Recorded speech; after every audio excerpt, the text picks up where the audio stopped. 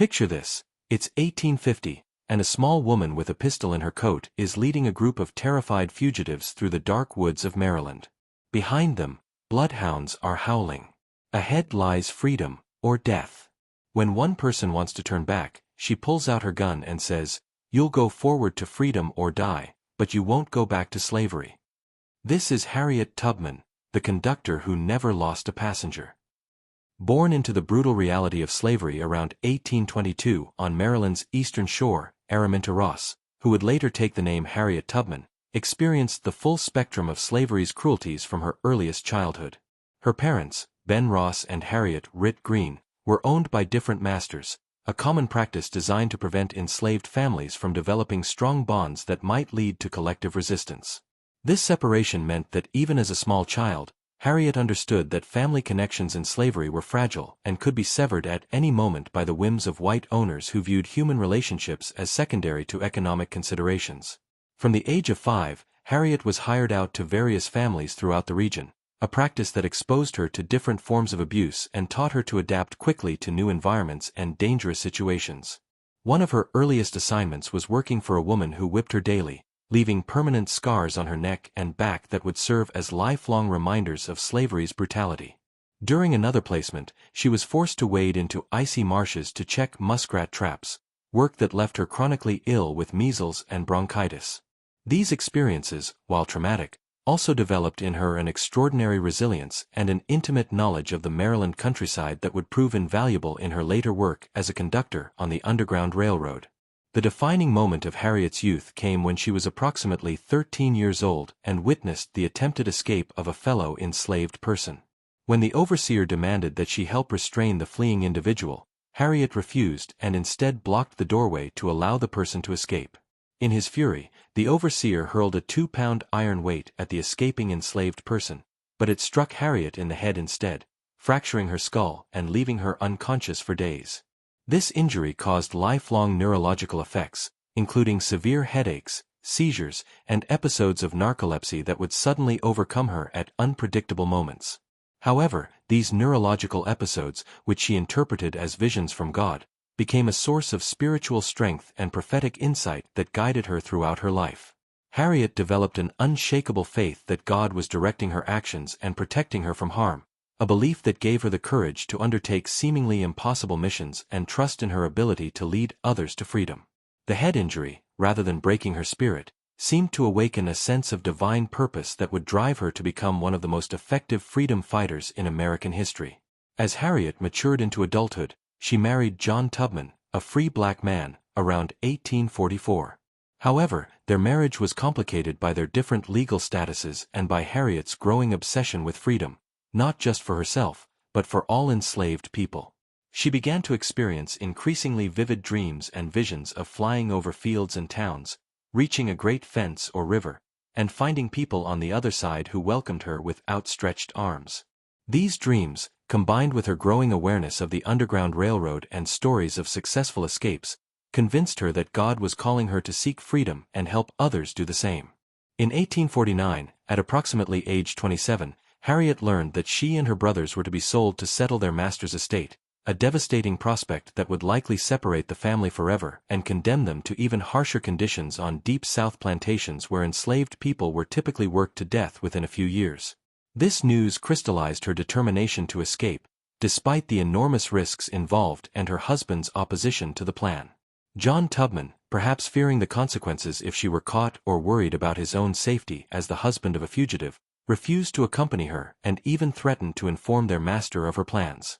Undeterred by her husband's betrayal and abandonment, Harriet made the agonizing decision to leave alone, trusting in her faith and the network of abolitionists and sympathetic individuals she had heard about through whispered conversations in the enslaved quarters. On a moonlit night in September 1849, she slipped away from the plantation that had been her prison for nearly 3 decades, carrying nothing but her unwavering determination and an unshakable belief that God would guide her to freedom. Her journey north was treacherous and filled with close calls, as she had to avoid slave catchers, navigate unfamiliar terrain, and find safe houses while dealing with the unpredictable episodes caused by her head injury. The Underground Railroad network she encountered was a loosely organized but remarkably effective system of safe houses, secret signals, and courageous individuals, both black and white, who risked their lives and fortunes to help enslaved people escape to freedom. Harriet quickly learned the complex codes and methods used by conductors, how to read the position of quilts hanging on clotheslines, interpret the meaning of certain songs sung at specific times, and identify the houses where a lantern in the window meant safety while its absence meant danger. She discovered that the North Star was not just a celestial body but a symbol of hope and direction for those seeking liberation. After traveling nearly 90 miles through hostile territory, often moving only at night and hiding during the day, Harriet finally crossed into Pennsylvania and experienced freedom for the first time in her life. The sensation was overwhelming and transformative. She later described feeling like she was in heaven, with the sun shining golden through the trees and everything around her taking on a magical quality. However, this initial euphoria was quickly tempered by a profound loneliness and sense of responsibility. She found herself in a strange land where she knew no one, while her family and friends remained in bondage, facing the same horrors she had escaped. This realization marked the beginning of Harriet's transformation from a fugitive slave seeking personal freedom into a conductor on the Underground Railroad dedicated to liberating others.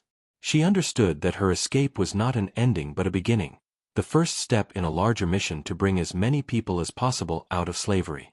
The visions and spiritual experiences that had guided her escape began to take on new meaning as she interpreted them as divine instructions to return to the South and lead others to freedom, despite the enormous personal risk such missions would entail. Within a year of her escape, Harriet had made contact with established Underground Railroad networks in Philadelphia and begun planning her first return mission to Maryland.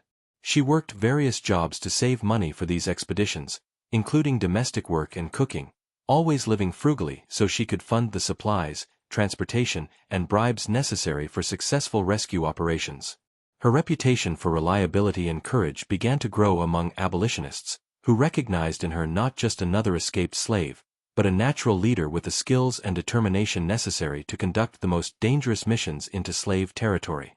Between 1850 and 1860, Harriet Tubman embarked on approximately 19 separate missions into the South, personally leading over 70 enslaved people to freedom and earning the nickname Moses for her role in leading her people out of bondage.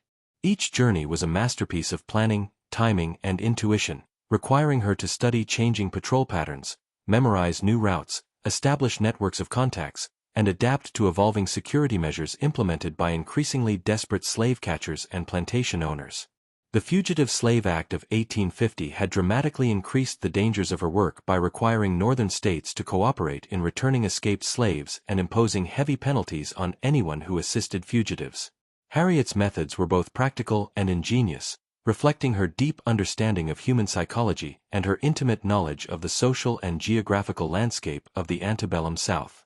She typically conducted her missions during winter months when the long nights provided more cover for travel and many white people stayed indoors, reducing the chances of unexpected encounters. She often disguised herself as an old woman, a young man, or even a middle-class free black woman, using costumes and acting skills that would have impressed professional performers. Her ability to blend into different environments and assume convincing personas was crucial to her success in repeatedly entering and leaving slave territory undetected.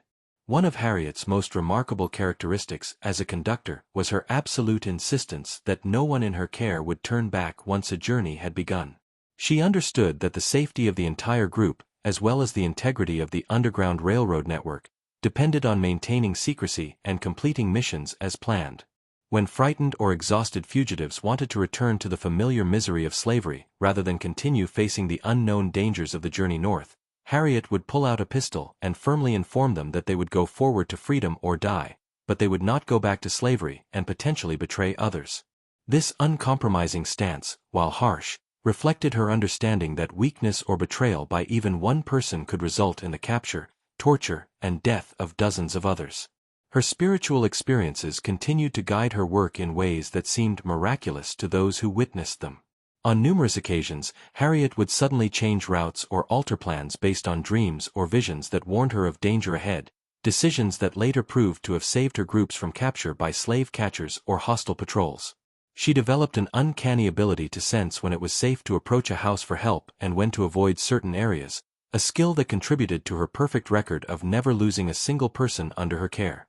Her followers came to view her as divinely protected and capable of performing miracles, a reputation that enhanced her authority and gave them confidence to trust her leadership even in the most terrifying circumstances. The scale and audacity of Harriet's rescue operations grew over time as her network expanded and her confidence increased. She began conducting missions to rescue specific individuals, including family members and friends, often traveling hundreds of miles and spending weeks in enemy territory to reach particular plantations and guide specific people to freedom. In 1857, she orchestrated the rescue of her elderly parents, who were too old and frail for the typical forced march to freedom, by actually purchasing a horse and buggy and driving them north in broad daylight, disguised as a respectable family on a legitimate journey. Her reputation among slave owners and law enforcement became so notorious that rewards for her capture eventually reached $40,000, an enormous sum equivalent to over $1 million today. Despite this massive bounty on her head and the constant danger she faced, Harriet never wavered in her commitment to her work, viewing each successful mission as confirmation of God's approval and protection. She became a living legend among both enslaved and free black communities, proof that the supposedly insurmountable barriers of slavery could be overcome through courage, intelligence, and unwavering determination. As the political crisis over slavery intensified in the late 1850s, Harriet's activities expanded beyond conducting individual rescue missions to include broader involvement in the abolitionist movement and even military planning for what many recognized as an inevitable armed conflict. Her reputation and connections within Underground Railroad networks brought her into contact with prominent abolitionists like William Still, Thomas Garrett, and most significantly, John Brown, the radical white abolitionist who believed that slavery could only be ended through violent revolution. Brown recognized in Harriet a kindred spirit who shared his willingness to use any means necessary to destroy the institution of slavery. Harriet became deeply involved in Brown's planning for his attack on the federal arsenal at Harper's Ferry, Virginia, which he intended as the first step in a larger slave rebellion that would spread throughout the South. She helped recruit supporters for the mission and was supposed to participate directly in the raid, but illness prevented her from being present during the actual attack in October 1859. The failure of Brown's raid and his subsequent execution devastated Harriet, who had believed that his vision of armed resistance represented God's plan for ending slavery. However, she also recognized that Brown's martyrdom had galvanized Northern opinion against slavery and made peaceful resolution of the crisis increasingly unlikely. When the Civil War began in 1861, Harriet immediately offered her services to the Union cause, viewing the conflict as the divine judgment against slavery that her visions had long predicted. Her unique combination of skills, intimate knowledge of Southern geography and culture, extensive networks of contacts throughout the region, proven ability to move undetected through enemy territory, and absolute dedication to the cause of freedom, made her invaluable to Union military commanders who were struggling to gather intelligence about Confederate movements and capabilities. In 1862, Harriet traveled to South Carolina to work with Union forces who had captured the Sea Islands and were dealing with thousands of formerly enslaved people who had been abandoned by their fleeing masters. Her role quickly evolved from humanitarian worker to military operative as Union commanders recognized her potential as a spy and scout. She established intelligence networks throughout the region, using her contacts within enslaved communities to gather information about Confederate troop movements, supply lines, and defensive positions that proved crucial to Union military planning. Harriet's most famous military operation occurred in June 1863 when she guided Union Colonel James Montgomery and his troops in a raid along the Combahee River that destroyed Confederate supplies and infrastructure while liberating over 700 enslaved people in a single operation. This mission demonstrated her evolution from an individual conductor helping small groups escape to a military leader capable of planning and executing large-scale operations that struck devastating blows against the Confederacy. The sight of Harriet standing on the deck of a Union gunboat, directing military operations that freed hundreds of people simultaneously, represented the fulfillment of the visions that had guided her since childhood. Her work during the Civil War encompassed not only military operations but also humanitarian efforts to help the thousands of formerly enslaved people who flocked to Union lines seeking freedom and protection. She organized hospitals, schools, and support systems for refugees, many of whom arrived with nothing but the clothes on their backs after fleeing plantations where they had been brutalized for generations. Her experience with Underground Railroad networks proved invaluable in creating systems for housing, feeding, and protecting these vulnerable populations while helping them transition to lives of freedom. After the Civil War ended and the 13th Amendment officially abolished slavery throughout the United States, Harriet faced the challenge of adapting to a world where her primary life's work was no longer necessary, while also dealing with the reality that true equality and justice for formerly enslaved people remained elusive goals. Despite her extraordinary contributions to the Union victory and the end of slavery, she struggled financially throughout her later years, as the government was slow to recognize her service and provide adequate compensation for her wartime work. This economic insecurity was compounded by her ongoing health problems related to the head injury she had suffered in youth, which continued to cause seizures and other debilitating symptoms. Nevertheless, Harriet remained actively engaged in social justice causes throughout her later life, particularly focusing on women's suffrage and the rights of elderly formerly enslaved people who had been left destitute by the transition to freedom. She recognized that legal emancipation was only the first step in a longer struggle for true equality, and she used her platform as a celebrated hero of the abolitionist movement to advocate for education, economic opportunities, and political rights for African Americans. Her speeches and appearances at suffrage rallies helped bridge the gap between the movements for racial and gender equality, demonstrating how different forms of oppression were interconnected. In 1896, Harriet purchased land in Auburn, New York, where she established a home for elderly African Americans who had nowhere else to turn for care and support. This institution, which she founded and operated until her death, reflected her lifelong commitment to practical action in service of those who needed help most. The Harriet Tubman Home for the Aged became a symbol of her belief that freedom meant not just the absence of slavery, but the presence of community support systems that ensured everyone could live with dignity regardless of their economic circumstances. Harriet's legacy extends far beyond the specific individuals she personally led to freedom, encompassing her role as a symbol of resistance against all forms of oppression and her demonstration that seemingly powerless people could effect profound historical change through courage, determination, and strategic action. Her life story became a cornerstone of African American cultural identity and a source of inspiration for civil rights activists throughout the 20th century and beyond. Leaders like Rosa Parks, Martin Luther King Jr., and countless others drew inspiration from her example of refusing to accept injustice and taking personal risks to create change. The impact of Harriet's work can be measured not only in the lives she directly saved, but in the broader cultural and political transformation she helped to catalyze through her actions and example. Every person she led to freedom became a living argument against the myth of black inferiority that underpinned slavery, while her own achievements as a military leader and strategic thinker challenged assumptions about both racial and gender limitations. Her success in repeatedly outwitting and outmaneuvering supposedly superior white opponents demonstrated that the supposed natural order of racial hierarchy was actually an artificial construct maintained through violence and legal coercion. When Harriet Tubman died in 1913 at approximately age 91, she had lived to see not only the end of slavery but also the beginning of new struggles for civil rights that would continue throughout the 20th century. Her funeral was attended by hundreds of people whose lives she had touched directly or indirectly, and her death marked the end of a direct connection to the era of slavery and the Underground Railroad.